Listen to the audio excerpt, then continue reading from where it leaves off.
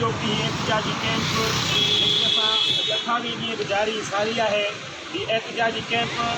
जे मरकज़ दाख़िल थिए थो जब इंडिया को खपे थी जेके क़ौमी कारकुन उन्हनि जी आज़ादी लाइ क़ाइमु कई वई आहे। हाणे गुज़ारिश कंदो किताब ॾियण लाइ सिलसिलाजी फोरम जे अॻुवाण साईं मोहब में अचे हू साईं ख़्याल जो ताज़ो।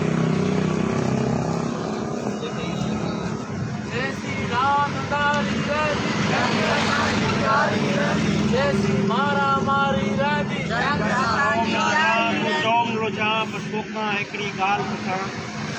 तो कंहिं ख़ामोश कंदे ऐलान हज़ारे मान रुगो दोस्तों नवाब शाह प्रेस क्लब जे अॻियां ज़ाकिर साहब समेत जेके बि मिसिंग आहिनि असांजा उन्हनि जी आज़ादी लाइ जेका मुसलसल हिते कैंप खणी वई आहे। असां उते पंहिंजो ही ॻाल्हि कंदासीं असां मुसलसल जेका मिसिंग पर्सन जी जदोजहद कंदा रहिया आहियूं मुसलसल ईअं ई कंदा रहिया आहियूं कि ही रियासत जेका आहे उहा पंहिंजे ई कॉन्स्टिट्यूशन जेको ॿुधायल आहे जंहिंमें कानून जी गारंटी ॾिनल आहे हर शहरी खे उन मुताबिक़ ट्रीट करे जेकॾहिं को बि असां हिनमें इहा अपील कंदा रहिया आहियूं सरकार खे जेकर को बि माण्हू कंहिं बि एक्टिविटी में मुलविस आहे उन जे लाइ जुडिशल सिस्टम पूरो ठहियलु आहे उन जुडिशल सिस्टम में आंदो वञे। अगरि जेकॾहिं हीउ सिलसिलो रहियो जेको हीउ सिलसिलो मिसिंग करे छॾणु कंहिं फैमिली खे ख़बर ई न हुजे कंहिं माउ पीउ खे ख़बर ई न हुजे कंहिं भेण खे ख़बर ई न हुजे कंहिं धीउ खे ख़बर ई न हुजे असांजा वारिस आहिनि किथे इहा बेचैनी पैदा कंदड़ सूरत हाल आहे। पोइ तव्हां चओ था त असांजी बदनामी थिए थी तव्हां एहतजाज बि न करियो पोइ तव्हां छा था ॿुधाइणु चाहियो असांखे छा तव्हां असांजा माण्हू खणंदा रहो असांजा प्यारा खणंदा रहो असां इहा बि घुर न करियो त असांजा प्यारा आबाद कया वञनि। उन जे लाइ 3 अगस्त ते जेका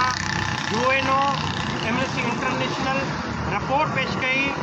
जेका उन्हनि हिकिड़ो रूल ॾिनो हुयो जेको 1992 में हुननि हिकिड़ो ठहराव पास कयो हो जंहिंमें जेके बि यूएन जा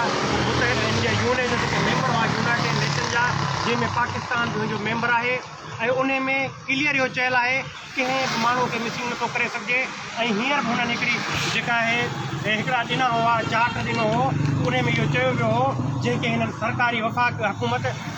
अमेंडमेंट बिल कई आहे PPC जे अंदरि उन में इहो चयो वियो आहे कंहिं माण्हू खे बंदि करणु ऐं कंहिं माण्हू खे बि खणी उनजे वारसनि खे न ॿुधाइणु इहा वायोलेशन ऑफ ह्यूमन राइट्स आहे। उन जे करे असां महज़ब दुनिया खे ह्यूमन राइट्स इदारनि खे मीडिया खे इंटरनेशनल मीडिया खे उन्हनि खे इहो अर्ज़ु कंदासीं या अपील कंदासीं हू अचनि हिन रियासत में ॾिसनि इहे माण्हू जेके सालनि खां मिसिंग आहिनि उहे आहिनि किथे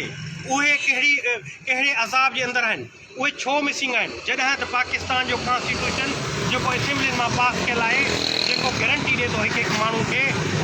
फैमिली खे हिकु फ़र्द खे हुनखे तहफ़ुज़ ॾियणु हिन कॉन्स्टिट्यूशन जी ज़िमेदारी आहे। तंहिं हूंदे बि उहो कॉन्स्टिट्यूशन जेके हिन लॉ एनफोर्स इदारा उन कॉन्स्टिट्यूशन ते अमल नथा कनि ऐं उल्टो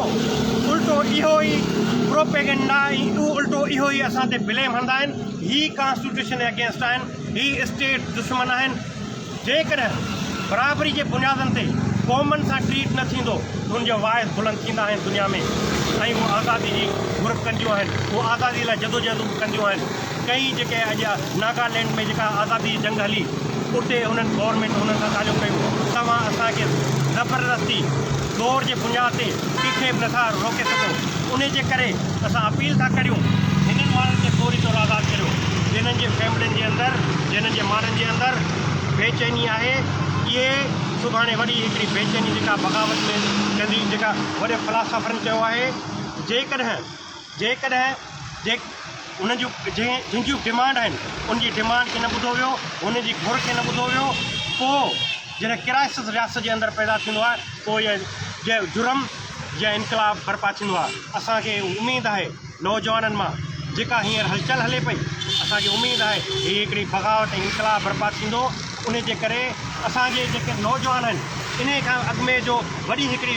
बदतर सूरत हाल पैदा थिए उन खां अॻु में असांजा नौजवान आज़ादु कया आहिनि। जेकॾहिं तव्हां चओ था हू स्टेट दुश्मन आहिनि, हू कंहिं एक्टिविटीज़ में मुलविस आहिनि, उन जो बि तव्हांजो ई कानून, हिन रियासत जो कानून उहो बाउंड थो करे। आर्टिकल 6 चए थो जेकॾहिं को जेकॾहिं को स्टेट ख़िलाफ़ु आहे, को मुल्क दुश्मन आहे, उन जे आर्टिकल 6 तहत केस हलायो, उनखे भले फांसियूं ॾियो। पर इहा त असांखे ख़बर हुजे हू आहिनि किथे। इहो त अंग्रेज़ बि न कयो। जॾहिं भगत सिंह असेंबली में बम फाड़ियो, उन जे मथां बि उन्हनि केस हलाया। सूरे बादशाह जेका सिधी बग़ावत कई, उन जे मथां बि उन्हनि केस हलाया। तव्हां केस हलाइण जे बजाए माण्हुनि खे मिसिंग करे था छॾियो। इहो किथां जो कानून आहे? असां UNO खे, असां ह्यूमन राइट्स इंटरनेशनल खे, कमीशन खे, असां ह्यूमन राइट्स पाकिस्तान खे, असां जुडिशल सिस्टम खे अपील था करियूं, हू हिन ते सोबोटो वठनि, हू हिन ते हिकिड़ो एक्शन वठनि ऐं हू इन्हनि जी बाज़ियाबी मुमकिन कनि, जीअं असांजा प्यारा वापसि अची सघनि। महिरबानी। हाणे आऊं तव्हां दोस्तनि सां किताब ॾियण लाइ गुज़ारिश कंदुमि सिंध सुजागी फोरम जे मर्कज़ जे अॻुवाण साईं सारंग जो के त उहो अचनि तव्हां दोस्तनि सां किताब ॾियण। तव्हांजो आदेश, मुंहिंजो आदेश। सिंध मुक़दस अक़ीदो ऐं ईमान हुआ, सिंध मुक़दस अक़ीदो ऐं ईमान हुआ, सिंध इंजील गीता ऐं क़ुरान हुआ, सिंध ख़ालिक ख़ुदा राम रहमान हुआ, सिंध जीअरे हुया जोई अमुन, पाण खे हाणे आज़ादु घुरिजे वतन, पाण खे हाणे आज़ादु घुरिजे वतन। जीअं सिंधु देश, जीअं रहबर आज़म साईं सियासत। दोस्तो, अॼु असां नवाब शाह प्रेस क्लब जे आॾो सिंध मां ज़ाकिर सहते जेको जसाब जो मर्कज़ी अॻुवाण आहे, उन समेत सिंध मां जेके बि जबरी तौर ते हिन रियासत ऐं उन जे इदारनि असांजे नौजवाननि खे, असांजे शागिर्दनि खे, असांजे उस्तादनि खे, असांजे बुज़ुर्गनि खे खंभे गुम कयो आहे। उन इंसानी हक़नि जी संगीन लताड़ वारे जुर्म जे ख़िलाफ़ ही सरापा असां एहतिजाज आहियूं। अॼोको ही एहतिजाज हिन रियासत ऐं उन जे मुंहं ते चमाट आहे ऐं उन्हनि जे उन कारे कानून जे मुंहं ते बि चमाट आहे। हिन जमहूरी जेको नाम निहाल जमहूरी निज़ाम आहे, उन जे मुंहं ते चमाट आहे। हीउ जेको जुडिशरी सिस्टम आहे, उन जे मुंहं ते बि चमाट आहे त तव्हांजो नाम निहाल जमहूरी सिस्टम हुजण जे करे, तव्हांजो हीउ जेको नाम निहाल जुडिशरी सिस्टम हुअण जे बावजूदि, तव्हांजो जेको नाम निहाल आइन जेको आहे तव्हांजो रियासत जो, उन हुजण जे बावजूदि मोहब जेका ॻाल्हि कई त तव्हां आर्टिकल 6 जे बुनियाद ते बि तव्हां उन माण्हूअ खे गुम नथा करे सघो, भले मुल्क जो गद्दार छो न हुजे, उनखे बि तव्हां जेको आहे कोर्ट जे आॾो पेश कयो। आर्टिकल 10A में इहो लिखियलु आहे त कंहिं बि माण्हूअ खे, भले उहो मुल्क जो गद्दार हुजे, दहशतगर्द हुजे, केर बि हुजे, उनखे बि फेयर ट्रायल करण जो हक़ु आहे। पर हीअ रियासत ख़ुदि पंहिंजे ठाहियल आइन, कानून ऐं अदलिया जे जुडिशरी जेको निज़ाम आहे, उनखे नथी मञे ऐं उनखां मथां क़दम खणंदे सिंध जे नौजवाननि खे खंभे गुम थी करे असां सम्झूं था त हीअ रियासत पंहिंजो इख़लाक़ी जवाज़ त पहिरें ॾींहं खां ई विञाए चुकी आहे, पर हाणे उनजी इंतहा थी चुकी आहे। उहे मज़लूम क़ौमूं जंहिंखे डंडे जे ज़ोर ते, बंदूक जे ज़ोर ते ग़ुलाम कयो थो वञे, उन्हनि जे वसीलनि खे फुरो लुटे थो वञे, उन जी धरती ते कब्ज़ो करे थो वञे ऐं उन्हनि जे शनाख़्त खे मिटाइण जी कोशिशि कई थो वञे ऐं उन जे बुनियाद ते सिंध जो पाशूर तबिको, सिंध जो नौजवान तबिको पंहिंजे वतन जी आज़ादी, पंहिंजी क़ौम जी आज़ादी ऐं पंहिंजे वसीलनि जी मालिकी ऐं धरती जी मालिकी जे लाइ जेकॾहिं आवाज़ु उथारे थो त तव्हां उनखे जबरी खंभे गुम था कयो। तव्हां यूनाइटेड नेशन जे उन चार्टर जा बि सिग्नेचरी आहियो, जंहिंमें लिखियलु आहे त दुनिया में वॾे में वॾो जेकॾहिं ॾोह आहे उहो इंसानी हक़नि जी संगीन लताइण में जबरी गुमशुदगी जो ॾोह आहे। उन में त इहो बि लिखियलु आहे त तव्हां जंग जी हालतुनि में बि कंहिं फ़र्द खे, कंहिं इंसान खे जेको आहे जबरी तौर ते तव्हां लापता नथा करे सघो। पर हिकिड़नि रियासती इदारनि जी बदमाशी जी इंतिहा इहा आहे त हू दुनिया जे कंहिं बि ह्यूमन राइट्स जे चार्टर खे, ख़ुदि पंहिंजे कानून खे नथा मञनि त दुनिया जे कंहिं ह्यूमन राइट्स चार्टर खे कीअं मञंदा। असां amnesty international, Asian human rights ऐं दुनिया जी समूरनि इंसानियत तंज़ीमुनि खे चऊं था त तव्हां UNO जो जेको इंसानियतनि जो क़दरनामो आहे, उनजी सिग्नेचरी कराए ख़ामोश थी मुर्दा थी करे न वेहो, पर हिन रियासत ते इक़्तिसादी पाबंदियूं मड़ो, हिन रियासत ते तव्हां इक़्तिसादी दबाव विझो कि उहे रियासत उन यूनाइटेड नेशन जे चार्टर जे बुनियाद ते अमल करे ऐं जेको जबरी गुमशुदगी जो सिलसिलो आहे उहो बंदि करे। उन चार्टर में इहो वाज़िब आहे जेको हाणे तरमीमी बिल जेको हिन रियासत जे अंदरि बि पेश कयो वियो आहे जबरी गुमशुदगियुनि जे बारे में, त जेके बि इदारा या फ़र्द अहिड़े जबरी गुमशुदगियुनि जे मामलनि में इन्वॉल्व आहिनि उन्हनि खे सख़्त खां सख़्तु सज़ा ॾिनी वञे ऐं उन सां गॾोगॾु जेको फ़र्द गुम थिए थो उनजी फैमिली खे जेको आहे फाइनेंशियल जेको क्राइसिस मां गुज़रणो थो पए उनखे कंपनसेशन जेका ॾियणी तव्हांखे पवंदी। जेसीं ताईं उन ला ते क़ानून ते अमल नथो कयो वञे तेसीं ताईं आउं सम्झां थो हिन रियासत उन जे इदारनि ते आलमी दबाव पवणु घुरिजे, उन ते इक़्तिसादी पाबंदियूं पवणु घुरिजनि, तॾहिं ई जेको सिलसिलो आहे उहे रुकी सघिजे थो, न त नथो रुकी सघिजे। उन करे असांजी इहा डिमांड आइनी क़ानूनी इंसानी ऐं आलमी क़ानूननि जे बुनियाद ते आहे त जेके बि फ़र्द जेके तव्हां खंबे गुम था कयो उहा इंसानी हक़नि जी संगीन लताड़ आहे, उन्हनि खे हिकदमि आज़ादु कयो वञे। जेकॾहिं न कयो वियो त यादि रखो सिंध जो नौजवान तबिको उन जे खे खणे तव्हां जेको खंबे गुम था कयो तव्हां सम्झो था त उन सां हीअ क़ौमी तहरीक सिंध जो जेको बाशूर तबिको आहे पंहिंजे हक़नि सां दस्तबरदार थी वेंदो या पंहिंजी धरती जी मालिकी करणु छॾे ॾींदो, पंहिंजे वसीलनि जी मालिकी करणु छॾे ॾींदो, या तव्हांजी भुल आहे। तव्हां इहे तजुर्बा असांजे आज़माया, असां तव्हांजा ॾाढो सिंधा मिसाल आहियूं त तव्हां असांखे टाचर सलनि में वारियो, अदतूं ॾियो या असांजा चिचड़ लाशूं चलायो, पर धरती जो जेको पुटु आहे जेको बाग़ैरत आहे बाज़मीर आहे उहो मरणु पसंदि कंदो, पर पंहिंजी धरती सां जेको आहे गद्दारी करणु पसंदि न कंदो। तव्हां भले असांखे खंबे छॾियो या मारे छॾियो, पर कंहिं बि सूरत में जेको आहे असां धरती सां दगा न कंदासीं, धरती सां गद्दारी न कंदासीं, तव्हां सां भेड़ ज़रूरु खाईंदासीं, पंहिंजी हक़नि जी आज़ादी पंहिंजी धरती जी आज़ादी ख़ातिर विढ़ंदा रहंदासीं। असांजो इहो सिधो मुतालबो आहे त जेके बि असांजा माण्हू ज़ाकिर सहते समेत खंबे गुम कयल आहिनि उन्हनि खे हिकदमि आज़ादु कयो वञे, न त हीअ जेका तहरीक आहे उहा हिकु वॾी तहरीक जी सूरत में उभरंदी ऐं यकीननि तव्हांखे उन तहरीक जे उन अवामी समुंड में लोड़े छॾींदासीं ऐं असां पंहिंजे माण्हुनि जी आज़ादी सां गॾो गॾु पंहिंजे वतन जी आज़ादी ज़रूरु खणींदासीं। हाणे दोस्तनि सां मुखातिब थियण लाइ गुज़ारिश कंदुमि कॉन्फ्रेंस अॻुवाण ऐं क़ौमी तहरीक जो सीनियर अॻुवाण साईं मसूद शाह खे वठी पंहिंजे ख़्याल जो इज़हार करे।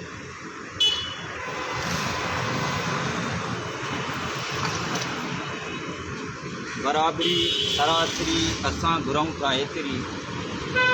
बराबरी सरासरी असां घुरूं था एतिरी, पुछे खणी को केतिरी असां ॿुधायूं एतिरी, आज़ादु क़ौम जेतिरी, आज़ादु क़ौम जेतिरी, आज़ादु क़ौम जेतिरी। हिन नवाब शाह प्रेस क्लब जे अॻियां क़ाइमु अॼु 28 ॾींहं खां हीअ जेका बुख हड़ताली कैंप आहे, हिन कैंप ते जेके मौजूदु असांजा सीनियर क़ौमी अॻुवान हिन कैंप जी अॻुवाणी कनि पिया ऐं सीनियर दोस्तो क़ौमी कारकुनो जीअं सिंधु देश जीअं साईं GM सेठ। दोस्तो ऐं साथियो, हीउ जेको खंबे खणी गुम करण वारो सिलसिलो आहे इहो अॼु खां न आहे, विच अरसे खां हले पियो। हा, ईअं खणी चइजी सघे थो त नवाब शाह में मां सम्झां थो त घणे टाइम खां पोइ ज़ाकिर जो जेको हीउ वाक़ियो थियो आहे ज़ोरी खंबे गुम कयलनि में, मुंहिंजे ख़्याल में विच अरसे खां पोइ ई थियो आहे। नवाब शाह प्रेस क्लब नवाब शाह जा दोस्त क़ौमी हवाले सां सदाईं सॼी सिंध जी भेट में तमामु घणो मुताहिर कराया आहिनि। खंबे गुम कयलनि जी जदोजहद में बि हिन नवाब शाह जे दोस्तनि जो किरदारु काफ़ी दोस्तनि खां अॻिरो रहियो आहे। उन ई जी मां सम्झां थो सज़ा जे तौर ते हाणे नवाब शाह जे दोस्तनि में हथु विधो वियो आहे, जंहिंजो सबूत ज़ाकिर सातो जी गुमशुदगी आहे।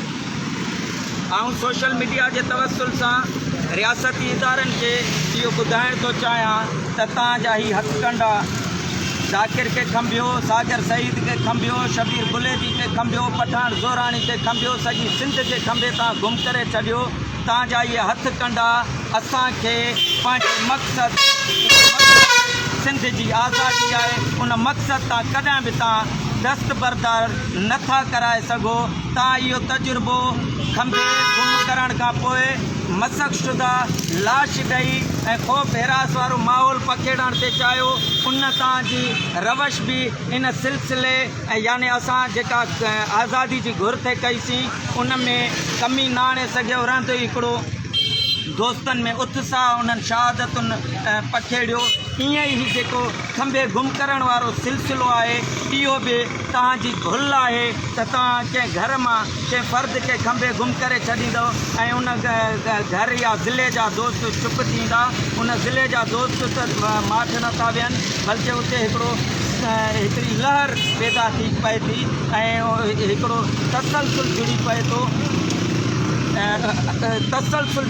थो असां पंहिंजे हिननि जेको असांजो आवाज़ आहे उन तां दस्तबरदार न थींदासीं। बहितर उन आवाज़ खे तक़वियत मिले थी। सो इहे तव्हां माज़ी में बि पंहिंजा तजुर्बा हलाए ॾिठा ऐं हींअर बि हलायो था तव्हां हिन में नाकाम थींदव। असां सोशल मीडिया जी तवसुल सां इहा घुर था कयूं बैन अल-अक़वामी इदारनि खां, बिलख़ुसूस इंसानी हक़नि जे लाइ जेके तनज़ीमूं कमु कनि थियूं उन्हनि खां घुर कयूं था त इहे पाकिस्तान जे अंदरि जेका इंसानी हक़नि जी संगीन लताड़ थिए थी इन ते हिननि खे पंहिंजो हिननि खे छिकियो ऐं हीअ जेका इंसानी हक़नि जी भंजकड़ी थिए थी इन ते पाकिस्तान खे सोढ़ो कयो, छो जो हू तव्हांजा मेंबर आहिनि अक़वाम मुतहदा जे अंदरि। हिननि खे इन ते पुछाणो थिए हीअ जेको डिग्री गुमशुदगियुनि जो सिलसिलो आहे इन में तेज़ी अचे पई, ॾींहों ॾींहुं तेज़ी अचे पई, इन में घटिताई कोन थी अचे। सो तव्हां पंहिंजो किरदारु अदा करे हिन असांजे जेके खंभियल दोस्त आहिनि उन्हनि जी आज़ादी जे लाइ पंहिंजो किरदारु अदा कयो ऐं असांजे घरनि में जेका बेचैनी पखेड़ियल आहे उन्हनि खे ख़तमु करायो। ऐं इन्हनि सिटुनि सां इजाज़त वठंदुसि त उहो मर्द न आहे जेको थो डिॼे हालात जे खूनी मंज़र खां, उहो मर्द न आहे जेको थो डिॼे हालात जे खूनी मंज़र खां। जंहिं हाल में जीअण मुश्किल आहे तंहिं हाल में जीअण मुर्सी आहे। जिए सिंधु देश, जिए साईं। हाणे आउं गुज़ारिश कंदुमि जीअं सिंध क़ौमी महाज ऐं क़ौमी तहरीक जे सीनियर बुज़ुर्ग अॻवान ऐं सरफ़राज़ मेंबर खे उहो अचनि ऐं पंहिंजे ख़्यालनि जो इज़हार कनि। तव्हांजो देश मुंहिंजो देश, तव्हांजो रहबर मुंहिंजो रहबर। पंहिंजी हुजतात पंहिंजे मुल्क में पंहिंजो निज़ाम रहे, ॿारनि जी का धाक न घुरिजे, सिंध न कंहिंजी ग़ुलाम। रहबर सिंध मोहतरम साईं GM जा पैरोकार दोस्तों साथियों, जिए सिंधु देश, जिए साईं GM सैयद, जिए शहीद सिंधु देश बशीर खान कुरैशी जी जिदोजहद। साथियों, ज़ाकिर सहतो जंहिंखे अॼु 28 ॾींहं आहे कराचीअ मां कोरन जी 2.5 नंबर मां राति जे रहदननि खणी खंबे गुम करे छॾियो आहे। हुनजा वारिस मुख़्तलिफ़ थाणनि ते बि विया, पर थाणनि जे तरफ़ां हद न हुजण जो चई करे त बाबा असांजी हद कान्हे, ॿियो थाणो चए असांजी हद कान्हे। हुननि न NC वरिती न ई FIR दाख़िल कई। उनखां पोइ उनजा वारिस कोर्ट में विया। हाई कोर्ट उन्हनि खे महीने खां वधीक डिघी तारीख़ ॾेई छॾी, जेका 23 तारीख़ ते हुनजी ॿुधणी आहे। असां 28 ॾींहंनि खां हिते मुसलसिल रापा एहतजाज आहियूं ऐं ज़ाकिर सहते जे लाइ न रुॻो हिते पर कराची, हैदराबाद ऐं कल्ह खेरपुर में, रानीपुर में, अहिड़े नमूने सां नवाबशाह ज़िले जे मुख़्तलिफ़ शहरनि में ऐं ॿियनि नौशारे में ॿियनि काफ़ी हंधनि ते उनजे लाइ एहतजाज थियनि पिया। ज़ाकिर सहते खे आज़ादु कयो ऐं ज़ाकिर सहते खे बाज़ियाब कयो, खेसि अदालतुनि जे आॾो पेश कयो। असां इहा ई घुर कयूं था जेकॾहिं हुनजो को ॾोह बि आहे त तव्हां पंहिंजे ठाहियल कानूननि मुताबिक़ खेनि अदालतुनि में पेश कयो। असांजा नौजवान अदालतुनि में पंहिंजो दिफ़ा करण लाइ तयारु आहिनि, पर ईअं खंबे खणी गुम करे छॾणु ही लाभ जंगल आहे। इहो ॿुधाइण थो चाहियां इंसानी हक़नि जे तंज़ीमुनि ऐं आलमी ज़मीर खे, आलमी ताक़तुनि, उन्हनि ताक़तुनि खे जेके मज़लूम क़ौमुनि जा साथारी थी बीहनि था, उन्हनि खे हीअ जेका पाकिस्तान नाले जी जो वफ़ाक़ थियल आहे, उन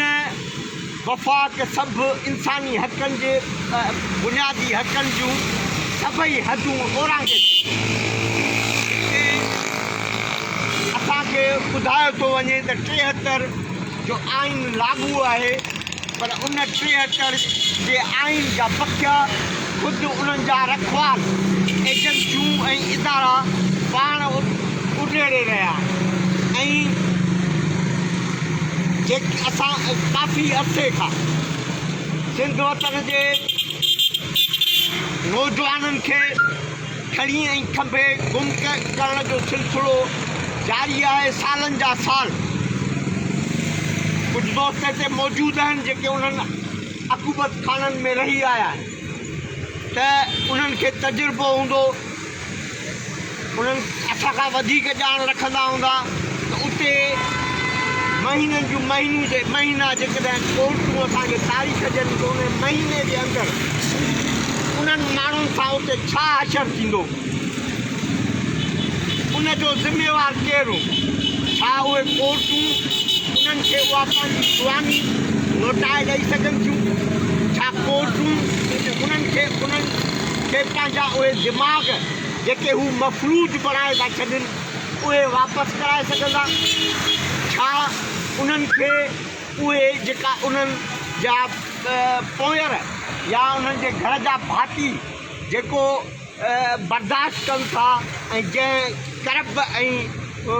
उन मां गुज़रनि था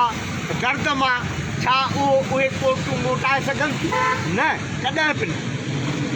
अॼु ज़ाकिर सहते जी अमर बीमारी जी हालति में खट ते पियल आहे। खांसि जॾहिं मौक़ूफ़ वठणु वियासीं त मौक़ूफ़ ॾियणु हुन चयो त मूं कॾहिं मीडिया ते न आहे ॻाल्हायो, बाक़ी मूं में या सघ कान्हे का, आउं मौक़ूफ़ ते सघां मुंहिंजे बदिले खे ज़ाहिर कयो। हुन अमर जी इहा हालति आहे, हुन जूं भेनरूं हूंदियूं, हुन जूं भाॼायूं हूंदियूं, हुन जा भाउर हूंदा, हुन जा चाचा हूंदा, हुन जा मामा हूंदा, सभई जेके हिन वफ़ाक़ में रहनि था ऐं उन जे कानून खे ओबे कनि था, उन्हनि जी हालति छा हूंदी? तंहिंजे करे असां हिन रियासत जंहिंमें झंगल जो कानून नाफ़िज़ कयो वियो आहे त को बि पंहिंजी मर्ज़ीअ सां न सोचे, को बि पंहिंजी मर्ज़ीअ सां न ॻाल्हाए, को बि पंहिंजी मर्ज़ीअ सां ज़िंदगी न गुज़ारे, को बि पंहिंजी मर्ज़ीअ सां कंहिं पार्टीअ में शामिल न थिए, को बि पंहिंजे वतन जी मालिकी न करे, को बि पंहिंजे वतन सिंध देश जी ॻाल्हि न करे, उनजी आज़ादी जी ॻाल्हि न करे, उन में बुनियादी हक़नि जी ॻाल्हि न करे। इहे जेके शयूं हिते ठाहियूं वयूं आहिनि, उन्हनि में हितां जा जेके हुक्मरान आहिनि पीपल्स पार्टी जा, उहे बि बराबरि जा शरीक, वॾे में वॾा बदमाश उहे असांजे पाड़नि में रही, असांजे ॻोठनि में रही, असांजे शहरनि में रही, असांजे विच में रही, असां ऐं असां सम्झूं था ही जेके हुक्मरान जिन जे आॾो सिंध वतन जी का हैसियत कान्हे का, सिंध वतन हुननि जे आॾो धुर कान्हे का, हुननि जे आॾो जेकॾहिं धुर आहे त उहा कुर्सी आहे, कुर्सी जो जेको बुरो कमु कराइणो अथव